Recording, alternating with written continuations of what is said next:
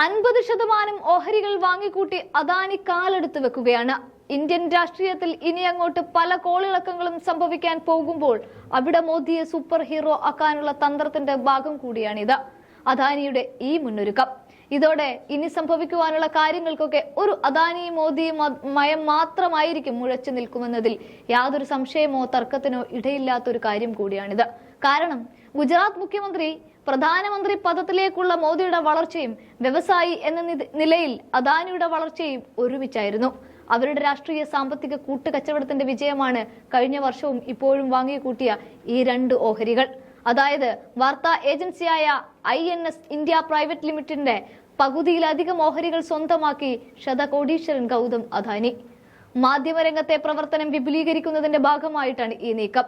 Adani enterprises ഗ്രൂപ്പിന്റെ മാധ്യമ സ്ഥാപനമായ AMG മീഡിയ നെറ്റ്വർക്ക് ലിമിറ്റഡാണ് ഓഹരികൾ വാങ്ങിയത്. 50% ഷെയറുകൾ ഏറ്റെടുത്തതാണ് പുറത്തുവരുന്ന റിപ്പോർട്ട്. ഓഹരികൾക്ക് എത്ര തുക ചെലവഴിച്ചു എന്ന കാര്യം കമ്പനി വെളിപ്പെടുത്തിയിട്ടുമില്ല.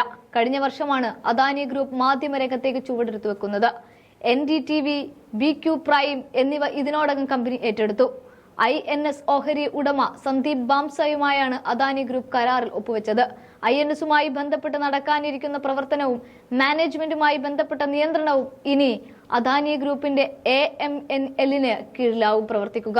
കൂടാതെ സ്ഥാപനത്തിലെ എല്ലാ ഡയറക്ടർമാരെയും നിയമിക്കുന്നതിനുള്ള അവകാശം MNLനുമായിരിക്കും. മുന്നിലുള്ളത് മോദിയുടെ മൂന്നാം ഊഴമാണെങ്കിൽ അദാനിക്ക് മുൻപിലും ഇതുതന്നെയാണ്. കൊണ്ടും കൊടുത്തും കഴിഞ്ഞ 2 തവണ 10 വർഷമായിട്ട് അവർ ഒരുമിച്ച് തന്നെയായിരുന്നു. അതിനിടയ്ക്ക് വന്ന ചില റിപ്പോർട്ടുകളിൽ അദാനി മൂല്യം കുത്തനെ ഇടിഞ്ഞെങ്കിലും ഇവിടെ മോദി കൈവിട്ടില്ല. അദാനിയെ ആരൊക്കെ വിമർശനം ഉന്നയിക്കുന്നുണ്ടെങ്കിലും അവരെയൊക്കെ പാർലമെന്റിന്റെ പുറത്തു നിർത്തുന്ന കാഴ്ചയാണ് രാജ്യം കണ്ടത്. അദാനിക്കെതിരെ രൂക്ഷ വിമർശനം ഉന്നയിച്ച രാഹുൽ ഗാന്ധിയും ഒപ്പം തന്നെ ഇപ്പോഴത്തെ തൃണമൂൽ MP മഹുവ മൊയ്ത്രയുമൊക്കെ പാർലമെന്റിനെ പുറത്തേക്കെറിഞ്ഞിരുന്നു.